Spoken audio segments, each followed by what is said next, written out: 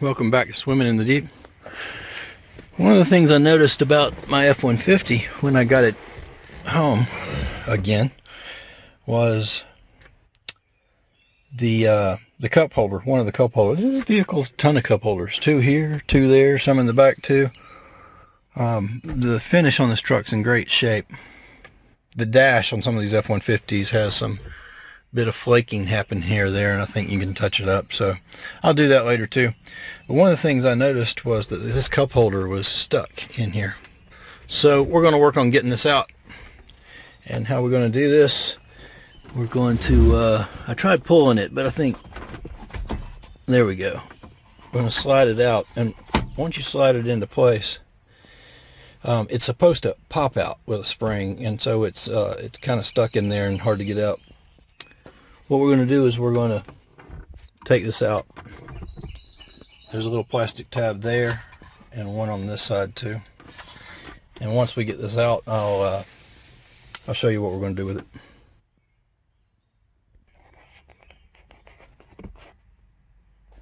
Alright, actually there's some tabs that you can reach right under here and pull down with your fingers as you wiggle it out. Let me show those to you if I can get this out now. This one's still a little bit in here.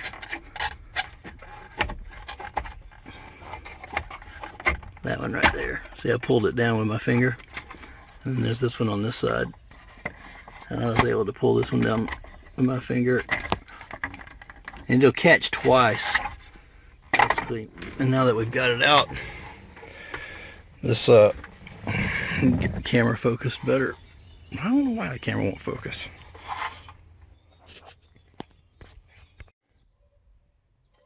Basically there's 2 tabs right here, and you can reach your hand under here and pull them down. Now that I've got it out, you can put your finger under it, wrap it around the back underneath, and pull that one down and pull this one down while you're pulling the tray out, and you have it out. So what we have here is the drink holder. In some of the other models there's a flip thing here for ashtray or for a coin holder, and the design here is that there's a spring on the back that's supposed to be here. It's a bowed spring, and this one's missing. And you know why it's missing? If you're having this problem, just reach down here and your spring will be right there. So the spring is supposed to attach right here where these 2 holes are, and you see it's broken out. Well, you know what, it worked for a long time, so not too bad of a thing here. What we're going to do is we're going to drill that out and drill that out, drill the other 2 things out. We're either going to put screws in here or rivets or something. I'm going to see what I've got. I think rivets might be a good idea, so let's give that a shot and see if we can get this working again where it'll pop in and out easier. Alright, what we did here was clean these out, and that was just a matter of pushing them out with our finger. And then I came over here and where the 2 spots where I drilled those out, I drilled them out with an 1/8" drill bit. Now that we've got that done, I've decided to use rivets, and I'm going to use these 1/8 rivets. If you don't have a pop rivet gun, they're so easy to use. Bought this one years ago when Sears was still a thing. And it works so easy. You can get it out of the box with one hand. Basically, you take this and,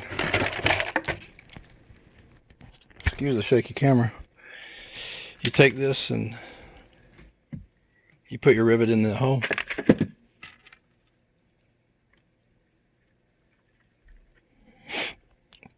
You actually make sure that you've got the right head on your rivet gun, so you want to use the smallest one possible. In this case, what we'll do is we'll use this one, because this one's too big. So I'm going to take this head off, and I'm going to put that one on with my little tool that came with it.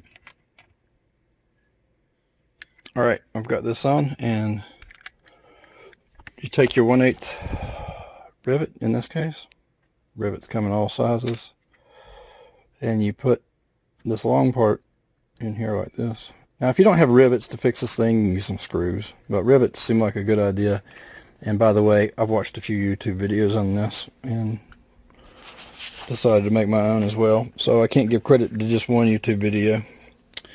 And now to assemble this, we're going to put this together with this. And then you squeeze the rivet gun down until it pops. I really need to get a camera stand, I know. So let's try this by holding the camera with my chin. And hoping it comes out just fine. Low-tech YouTube here. Line the holes up. Drop the camera. Alright, I've switched the head out with the other head that fits this rivet better. See, this rivet slips right in here just like this. Now we're going to put this together. We're going to thread the rivet together with the hole that I have. Yeah, I need to get a tripod, don't I? Or one of my kids holding the camera. And then we're going to line it up with this hole. And once it's in there,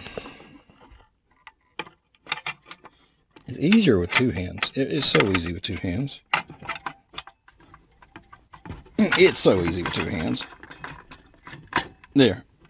Okay. Once it's in there, then you squeeze your rivet gun. And you see that rivet just shrink up? And then you apply enough pressure and the end of that rivet breaks off. That's the pull part of the rivet.